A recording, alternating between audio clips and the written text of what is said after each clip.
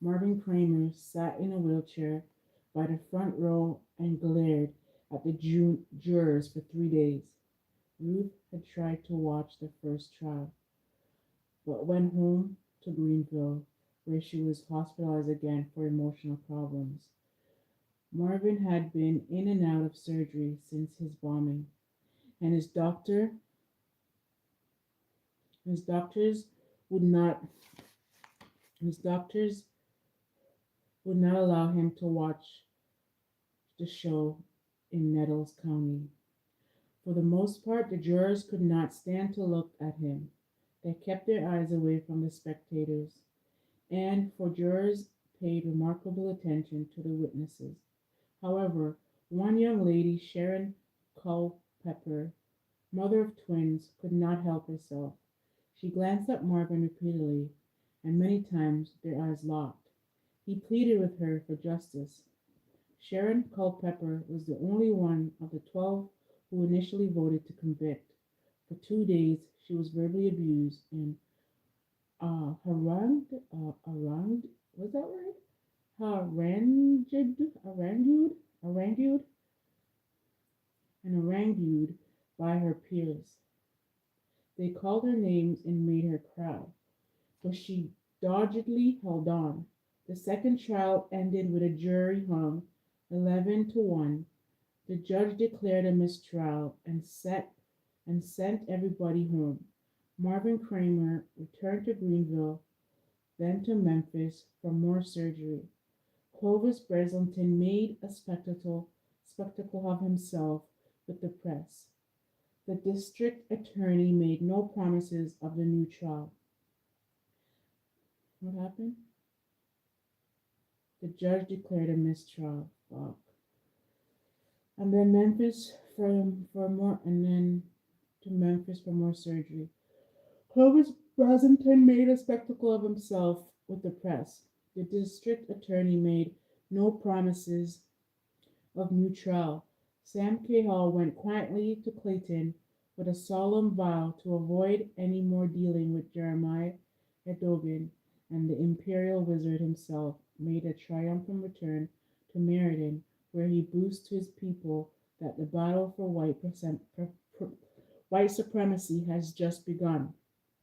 Good had defeated evil on and on. The name of Rolly Wedge had been uttered only once. During a lunch break in the second trial, Dogan whispered to Cahill that the message had been received from the kids. The message was a stranger who spoke to Dogan's wife in a hallway outside the courtroom, and the message was quite clear and simple. Wedge was nearby in the woods, watching the trial, and if Dogan or Hall mentioned his name, their homes and families would be bombed to hell and back. Chapter 3. Ruth and Marvin Kramer separated in 1970. He was admitted to a mental hospital later that year and committed suicide in 1971. Ruth returned to Memphis and lived with her parents. In spite of their problems, they had pressed hard for a third trial. In fact, the Jewish community in Greenville was highly agitated and vocal when it became apparent that district attorney was tired of losing and had lost his enthusiasm for prosecuting Cahill and Dogan. Marvin was buried next to his sons. A new park was dedicated to the memory of Josh and John Kramer, and the scholarships were established. With time, the tragedy of their deaths lost some of its horror. Years passed, and Greenville talked less and less about the bombing. Despite pressure from the FBI, a third trial did not materialize. There was no new evidence, and the judge would no doubt change venue again. A prosecution looked hopeless, but still the FBI did not quit. With Cahill unwillingly and Wedge unavailable, Dogan's bombing campaign fizzled. He continued to wear his robe and make his speech and began to fancy himself as a major political force. Journalists up north were intrigued by his blatant race baiting, and he was always willing to put on his hood and give outrageous interviews. He was mildly focused for a brief period, and he enjoyed it immensely.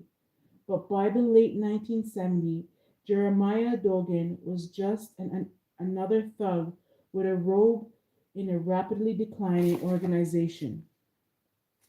Thank you guys. What's up? Can I get a sub? Just chilling, man. Reading a book. I hope you like it. I'm laying in bed, so I don't want to show the shit. It's rapidly declining organization.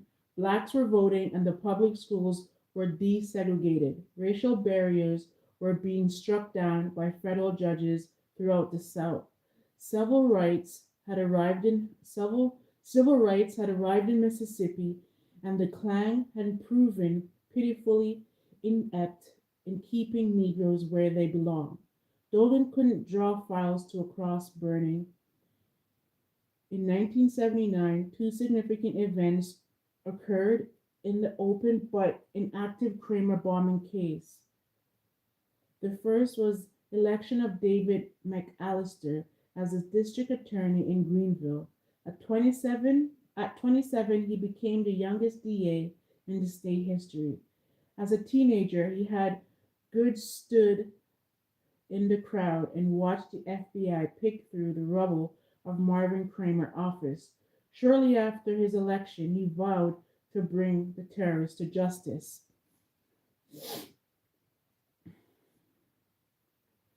The second event.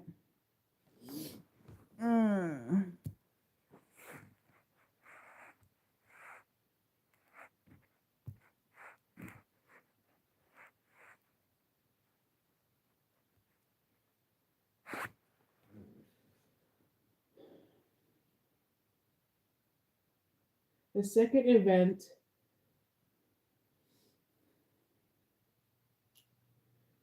Yo, hang out with me, man, and subscribe.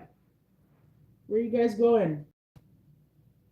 The second event was the indictment of Jeremiah Dogan for income tax evasion. After years of successfully dodging the FBI, Dogan got sloppy and ran afoul of the IRS. The investigation took 8 months and the results in an indictment that ran for 30 pages, according to it.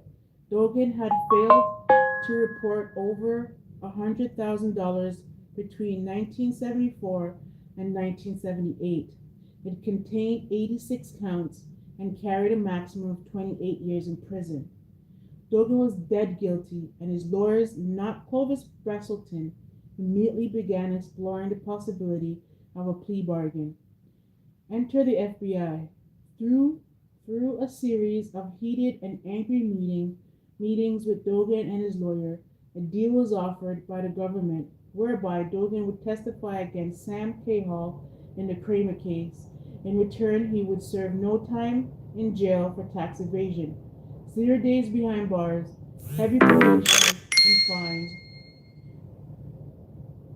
but no jail. Dogan had not spoken to Cahall in over 10 years. Dogan was not active in the Klan anymore. There were lots of reasons to consider the deal, not the least of which was the issue of remaining a free man or spending a decade or so in prison. To prod him along, the IRS attached all of his assets and planned a nice little fire sale. And to help with his decision, David McAllister convinced a grand jury in Greenville to indict him and his pal Cahall once again for the Kramer bombing.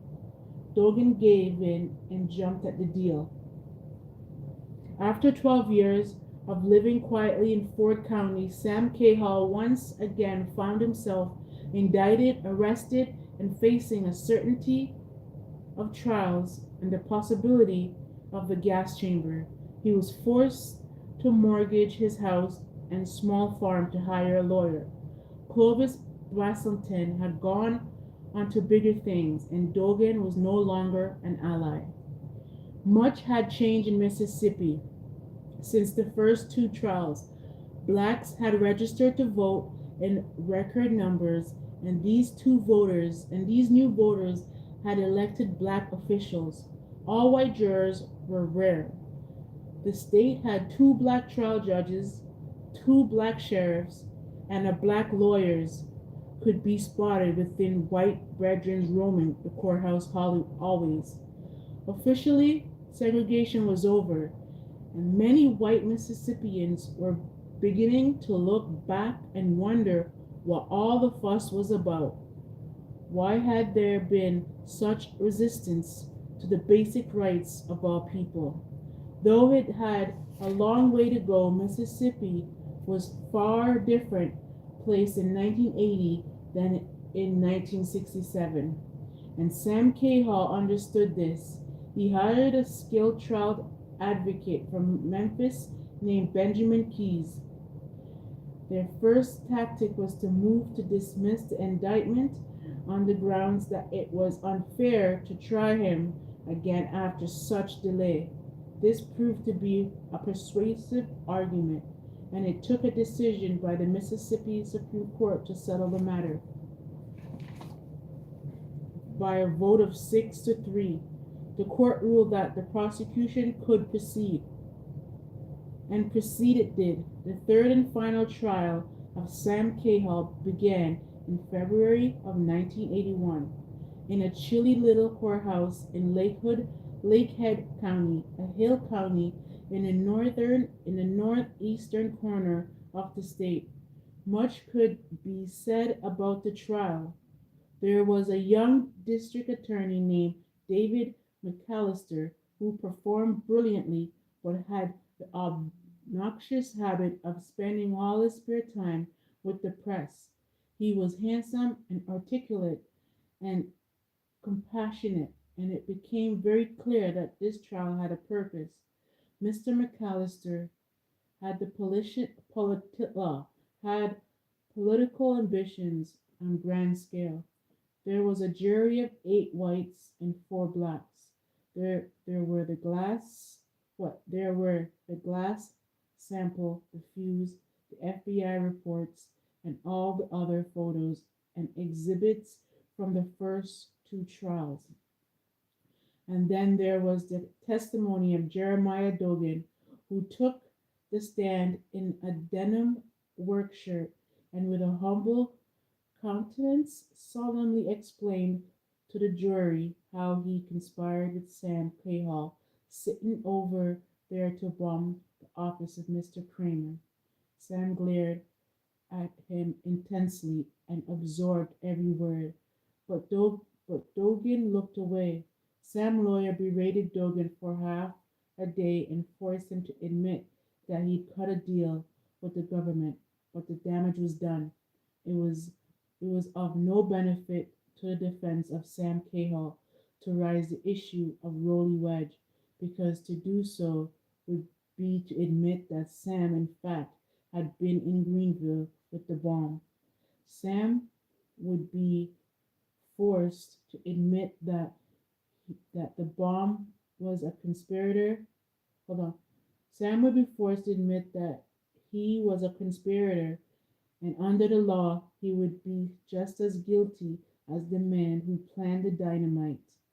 And to present his scenario to the jury, Sam would be forced to testify, something neither he nor his attorney wanted. Sam could not withstand a rigorous cross examination. Thanks for being here with me, y'all.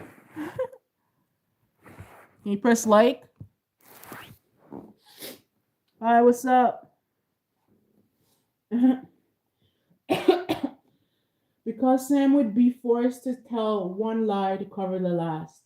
And this point, no one would believe a sudden tale of mysterious new terrorists would never be mentioned before, and who came and went without being seen.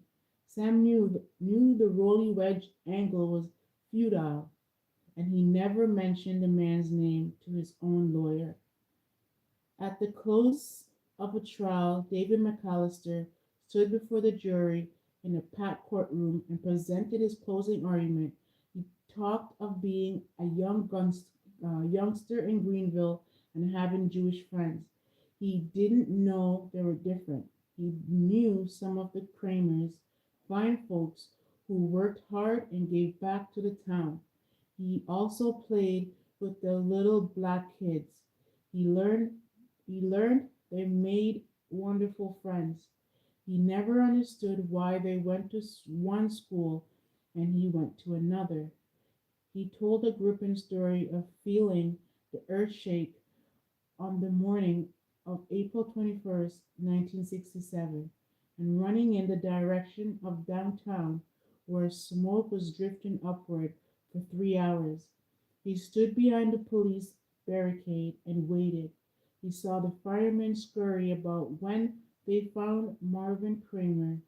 He saw them huddle in the debris when they found the boys. Tears dripped down his cheek when the little bodies covered in white sheets were carried slowly to the ambulance. It was a splendid performance, and when McAllister finished the courtroom was silent. Several of the jurors dabbed at their eyes. On February 12, 1981, Sam Cahall was convicted on 2 counts of capital murder and 1 count of attempted murder. 2 days later, the same jury in the same courtroom returned with a sentencing verdict of death. Whew. He was transported to the state penitentiary at the Perchman to begin waiting for his appointments with the gas chamber. From February 1981, he first set foot on death row. Chapter 4. The law firm of Kravis and Bain had almost 300 lawyers specifically. Um, oh, the law firm of Kravis and Bain had almost 300 lawyers peacefully coexisting under the same roof in Chicago, 286 to be exact. Though it was difficult for anyone to keep score because at any given moment there were a dozen or so leaving for a multitude of reasons, and there were always 2 dozens or so shiny, fresh, new recruits, trained and polished, and just itching for combat. And though it was huge, Kravitz and Bain had failed to play the expansion game as quickly as others had failed to gobble up weaker firms in other had been had been slow to raid clients from its competitors and thus had to suffer the distinctions of being only the third largest firm in Chicago. It had offices in 6 cities, but much of the embarrassment of the younger partners, there were no London address on the letterhead.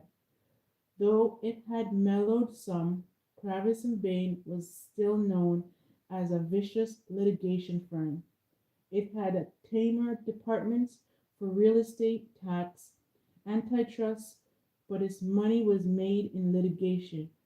When the firm recruited, it sought to be the brightest 30-year students with the highest marks in mock trials and debates. It wanted young men, a token female here and there, who could be instantly trained in the slash and attack style perfected long ago by Kravis and Bain litigators.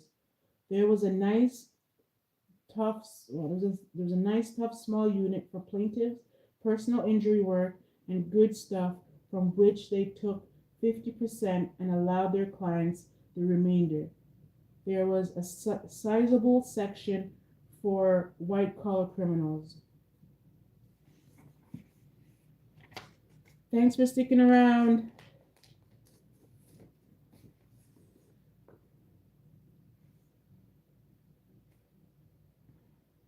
There was a sizable section for white collar criminals. Defense. But the white collar defendant needed a sizable net worth to strap on Kravis and Bain. Then there were the two largest sections. One for commercial litigations for the plaintiff's work, and as a percentage of gross, it was almost insignificant. The firm's money was earned by billable hours, $200 per hour for insurance work. More if the traffic could stand it. $300 for criminal defense. $400 for big banks. Even $500 an hour for a rich corporate client with lazy in-house lawyers who were asleep at the wheel. Kravis and Bain printed money by the hour and built a dynasty in Chicago. His offices were fashionable but not plush. They filled the top floors fittingly and third tallest building downtown. Like most large firms, it had so much money it felt obligated to establish a small pro bono section to fulfill its moral responsibility to society. It was quite proud of the fact that it had a full-time pro bono partner, an eccentric do-gooder named E. Garner Goodman, who had a spacious office with two secretaries on the 61st floor. He shared a paralegal with a litigation partner.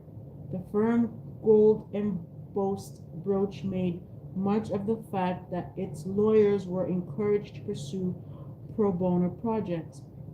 The brochure proclaimed that last year, 1989, Kravis and Bain lawyer donated almost 60,000 hours of their previous time to clients who couldn't pay. Housing project kids, death row inmates, illegal aliens, drug addicts, and of course, the firm was deeply concerned with the plight of the homeless. The brochure even had a photograph of two young lawyers, jackets off, sleeves rolled up, ties loosened about the neck, sweats in the armpits, eyes filled with compassion as they performed some menial chore in the midst of a group of minority children in what appeared to be an urban landfill. Lawyers Saving Society. Adam Hall had one of the brochures in his thin file as he eased slowly along the hallway on floor 61, headed in the general direction of the office of E. Garner Goodman. He nodded and spoke to another young lawyer, and he'd never seen before. At the firm Christmas party, name tags were distributed at the doors. Some of the partners barely knew each other. Some of the associates saw each other once or twice a year. He opened the door and entered a small room where a secretary stopped, typing and almost smiled. He asked for Goodman and she nodded properly to a row of chairs where he was to wait. He was 5 minutes early for 10 a.m. appointments as if it mattered. This was pro bono now. Forget the clock, forget the billable hours, forget performance bonus. In defiance of the rest of the firm, Goodman allowed no clock on his wall. Adam flipped through his files. He chuckled at the brochure. He read again his own little resume, college at a Pepperdine Law School of Michigan, editor of the Law Review. Case note on a cruel and unusual punishment, comment on a recent death penalty cases. A rather short resume, but he was only 26. He'd been employed at Kravis and Bones for all of 9 months now. He read and made notes from two lengthy U.S. Supreme Court decisions dealing with execution in California. He checked his watch and read some more The secretary eventually offered coffee, which he politely declined. The office of E. Garner Goodman was a stunning study in disorganization. It was large but cramped, with sagging bookshelves on every wall and stack dusty files covering the floor Little piles of papers, all sorts of size, covered the desk in the center of the office. Rubbish and lost letters covered the rug under the desk. If not for the closed wooden blinds, the large windows could have provided a splendid view of Lake Michigan. But it was obvious Mr. Goodman spent no time at his window. He was an old man with a neat gray beard and bushy gray hair. His white shirt was painfully starched, a green paisley bow tie, his trademark, was tied preciously, waved around the piles of papers. Adam handed the files to Goodman and sat in the only empty chair in the room. He waited nervously while the file was studied. The beard was gently stroked and the bow tie was tinkered with.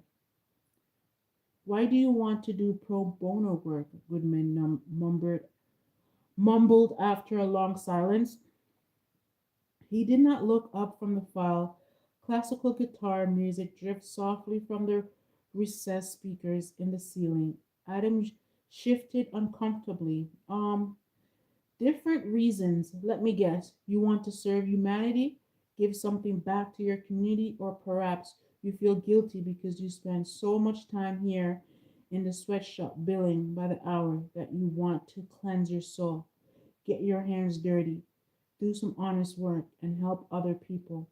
Goodman's beady blue eyes darted at Adam from above the black framed reading spectacle perched on the tip of his rather pointed nose. Any of the above? Not really. Goodman counted, scanning the file. So you've been assigned to Emmett Wycott. He was reading a letter from Wycott, Adam's surviving partner. Yes, sir. He's a fine lawyer. I don't particularly care for him, but he's got a great criminal mind. Probably one of our top three white collar boys. Pretty abrasive, pretty abrasive though, don't you think? He's okay. How long have you been under him? Since I started 9 months ago. So you've been here for 9 months? Yes, sir. What do you think of it? Goodman closed the file and stared at Adam. He slowly removed the reading glasses and stuck one stem in his mouth. I like it so far. It's challenging, of course. Why didn't you pick Kravis and Bain? I mean, surely with the credentials you could have gone anywhere. Why here? Criminal litigation. That's what I want, and this firm has a reputation. How many offers did you have? Come on. I'm just being curious. Several. And where were they? DC mainly. One in Denver. I did an interview with New York firms. How much money did we offer you? Adam shifted again. Goodman was, after all, a partner. Surely he knew what the firm was paying new associates. 60 or so. What are we paying you? The amused old man. This amused the old man, and he smiled for the first time. They, they pay me $400,000 a year to give away their time so they can pat themselves on the back and preach about lawyers and about social responsibility. 400,000. Can you believe it? Adam Adam had heard the rumors. You're not complaining, are you? No. I'm the luckiest lawyer in town, Mr. Hall. I get paid a truckload of money for doing work I enjoy, and I punch no clock and I don't worry about billing. It's a lawyer's dream. That's why I still bust my ass 60 hours a week. I'm always 70. I'm always 70. I'm almost 70. The legend around the firm was that Goodman as a younger man succumbed to the pressure and almost killed himself with liquor and pills. He dried out for a year while his wife took the kids and left him, and then he convinced the partners he's worth saving. He just needed an office where life did not revolve around clock. What kind of work are you doing for Emmett Wyckoff? Goodman asked. Lots of research right now. Lots of research. Right now, he's defending a bunch of defense contractors, and that takes most of my time. I argued a motion in court last week. Adam said this with a touch of pride. Rookies were usually kept chained to their desks for the first 12 months. A real motion. Goodman asked in awe. Yes, sir. In a real courtroom. Yes, sir. Before a real judge. You got it. Who won? Judge ruled for the prosecution, but it was close. I really tied him in knots. Goodman smiled at this, but the game was quickly over. He opened the file again. Wyckoff sends along a pretty strong letter of recommendation. That's out of character for him. He recognized talent, Adams said with a smile. I assume this is rather a significant request, Mr. Hall. Just what is it you have in mind? Adam stopped smiling and cleared his throat. He he was suddenly nervous and decided to recross his legs. It's a death penalty case. A death penalty case, Goodman repeated. Yes, sir. Why? I am opposed to the death penalty. Aren't we all, Mr. Hall? I have written books about it. I've handled 2 dozen of these damn things. Why do you want to get involved? I've read your books. I just want to help. Yeah, right. You're gonna go help that guy, K. Hall. Goodman closed the file again and leaned on his desk. 2 pieces of paper slid off and fluttered the floor. You're too young and you're too green. You might be surprised. Look, Mr. Hall, this is not the same as counseling winos at a soup kitchen. This is life and death. This is high pressure stuff, son. It's not a lot of fun. Adam nodded but said nothing. His eyes were locked onto Goodman's, and he refused to blink. And phone rang somewhere in the distance, but they both ignored it. Any particular case, or do you have a new client for Kravis and Bain? Goodman asked. The K. Hall case, Adam said softly. Goodman shook his head and tugged at the edge of his bow tie. Sam K. Hall just fired us. The Fifth Circuit ruled last week that he does indeed have right to terminate our representation. I've read the opinion. I know what the Fifth Circuit said. The man needs a lawyer. No, he doesn't. He'll be dead in 3 months without one. Frankly, I'm relieved to have him out of my life. He needs a lawyer, Adam repeated. He's representing himself, and he's pretty damn good, to be perfectly honest. Type his own motions in brief, handled his own research. I hear he's been giving advice to some of his buddies on death row. Just the white ones, though. I've studied his entire file. E. Garner Goodman twirled his spectacles slowly and thought about this. That's a half a ton of paper. Why do you do it? I'm intrigued by the case. I've watched for years, read everything written about the man. You asked me earlier why I chose Kravis and Bain. Well, the truth is that I wanted to work on the K. Hall case, and I think this firm has handled it pro bono for 8 years now? 7, but it seems like 20. Mr. K. Hall is not the most pleasant man to deal with. Understandable, isn't it? I mean, he's been in solitary for almost 10 years. Don't lecture me about prison life, Mr. Hall. Have you ever seen the inside of a prison? No. Well, I have. I've been to death row in 6 states, and I've been cursed by Sam Hall when he was chained to his chair. He's not a nice man. He's an incorrigible, incorrigible racist who hates just about everybody, and he'd hate you if you met him. I don't think so. You're a lawyer, Mr. Hall. He hates lawyers, worse than he hates blacks and Jews. He's been facing death for almost 10 years, and he's convinced he's the victim of a lawyer's conspiracy. Hell, he tried to fire us for 2 years. This firm spent in excess of $2 million in billable time trying to keep him alive, and he was more concerned with firing us. I lost count of the number of times he refused to meet us after we have traveled all the way to Parchment. He's crazy, Mr. Hall. Find yourself another project. How about abused kids or something? No thanks. My interest is in death penalty cases. I am somewhat obsessed with the story of Sam Hall. Goodman carefully returned the spectacles to the tip of his nose and then slowly swung his feet onto the counter of the desk. He folded his hand across the starched shirt. Why, may I ask, are you so obsessed with Sam Hall? Well, it's a fascinating case, don't you think? The clan, the civil rights movements, the bombings, the tortured locales, the backdrop is such a rich period in American history. Seems ancient, but it was only 25 years ago. It's riveting story. A ceiling fan spun slowly above him. A minute passed, and Goodman lowered his feet to the floor and rested on his elbow.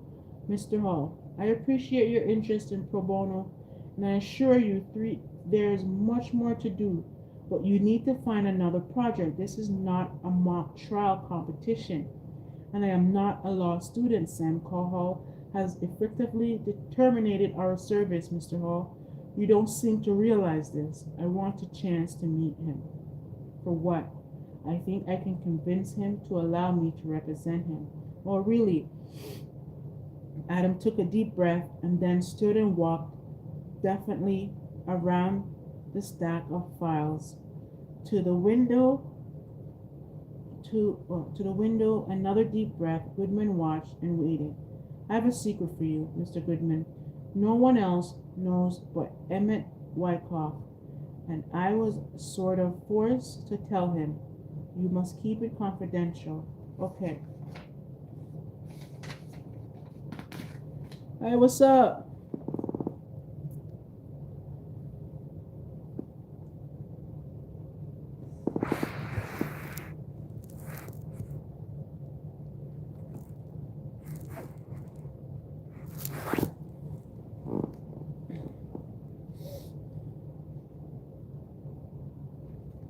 I'm listening.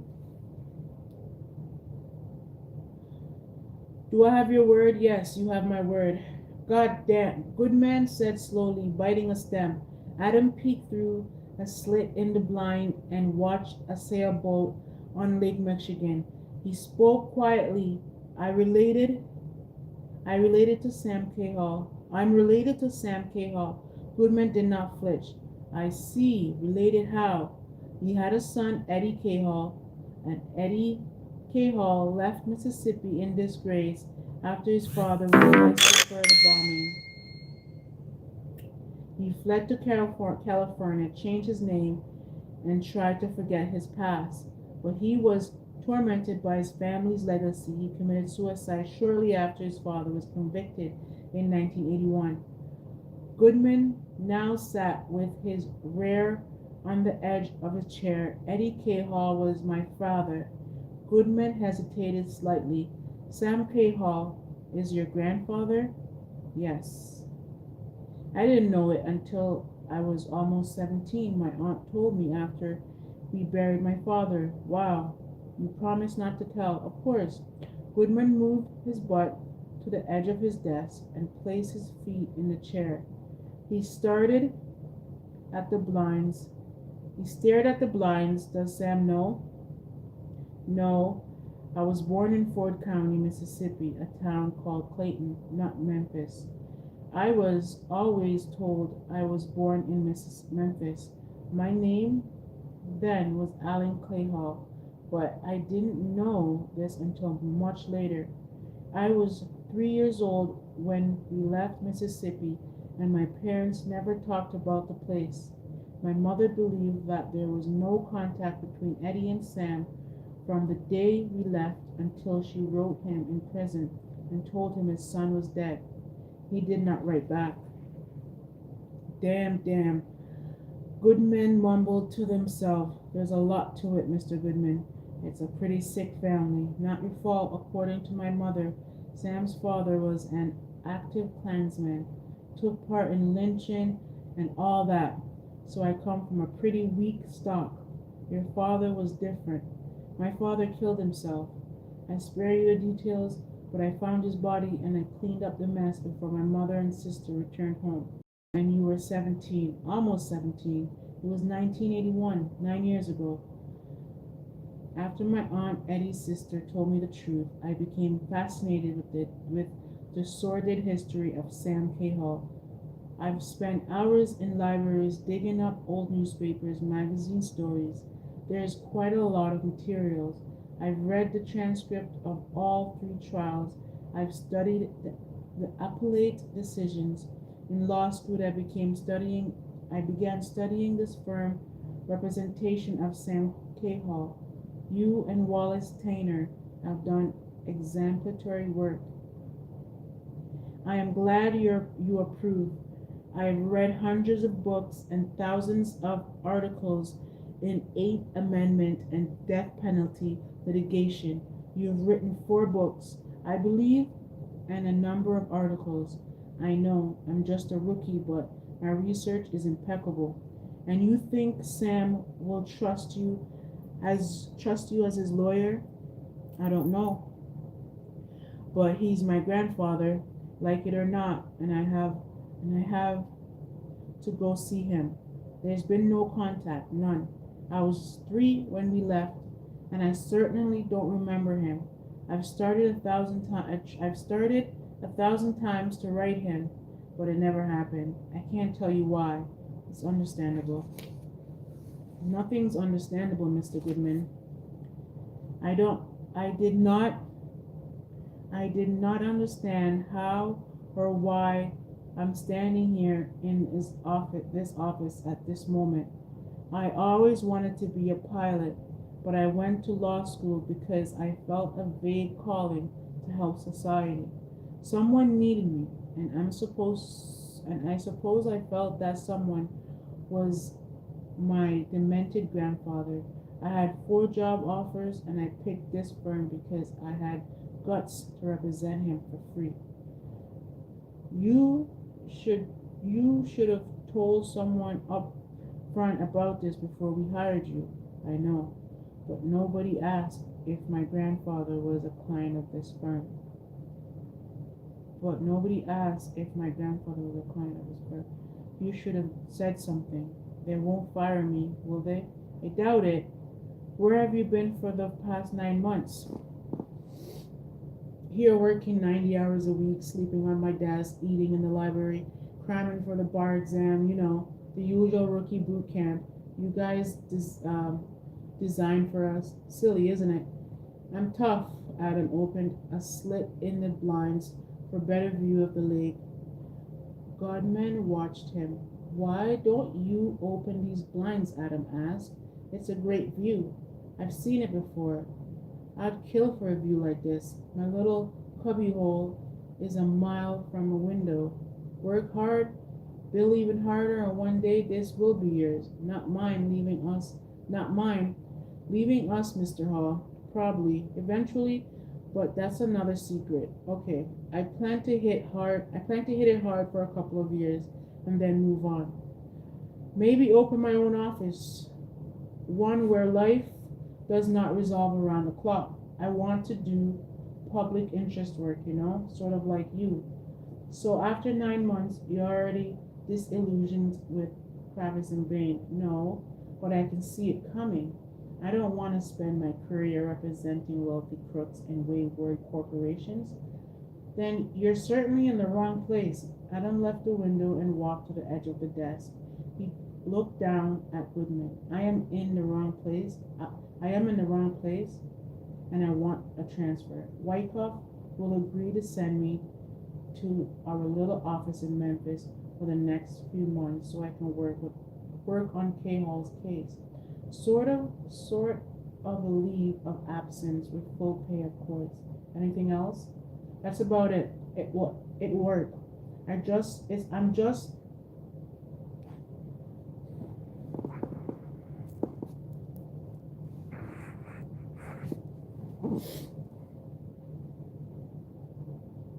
just a low key rookie. Expendable around here. No one will miss me. Hell, there's plenty of cutthroat just eager to work 18 hours a day and bill 20. Goodman's face relaxed and Warren's smile appeared. He shook his head. He shook his head as if this impressed him. You planned this, didn't you? I mean, you picked this firm because it represented Sam Cahill and because it has an office in Memphis. Adam nodded without a smile. Things have worked out.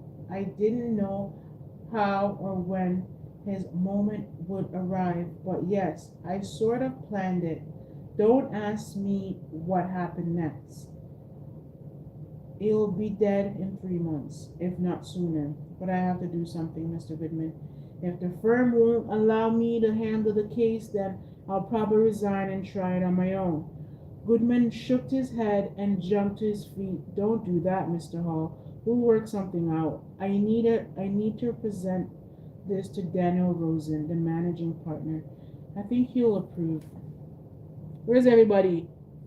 Bomba clat. It's all good. I'll take a break.